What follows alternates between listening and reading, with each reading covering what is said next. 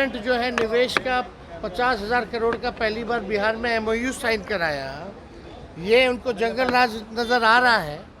तो हम इस पर क्या कह सकते हैं। मैनिफेस्टो में बिहार का जिक्र क्यों नहीं है?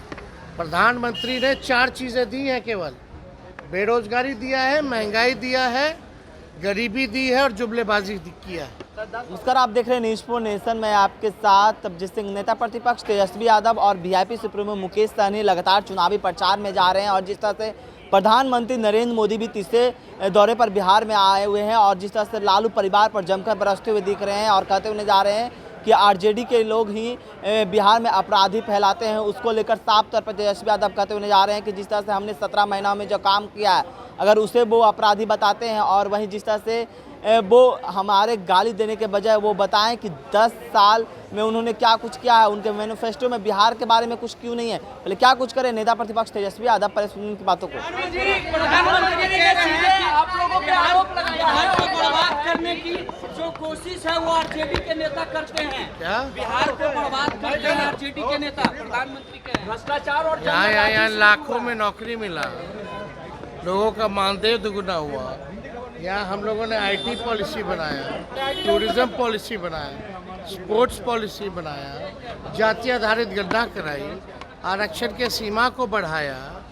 इन्वेस्टमेंट जो है निवेश का 50,000 करोड़ का पहली बार बिहार में MOU साइन कराया, ये उनको जंगल राज नज़र आ रहा है तो हम इस पर क्या कह सकते हैं। लेकिन प्रधानमंत्री जी को हम लोगों को गाली देने के बजाय 10 साल में उन्होंने जो वादा किया था वो बिहार के लिए क्या किया। इनका मैनिफेस्टो में बिहार का जिक्र क्यों नहीं है? प्रधानमंत्री ने 4 चीज़ें दी हैं, केवल बेरोजगारी दिया है, महंगाई दिया है,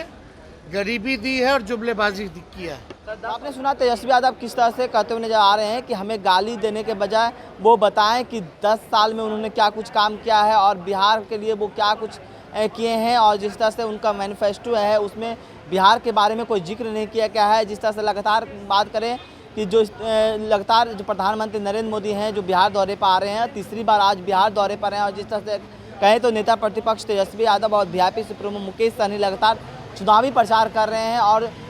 दोनों पर जो नेता हैं वो एक दूसरे पर बार प्रतिबार करते हुए दिख रहे हैं और जिस तरह से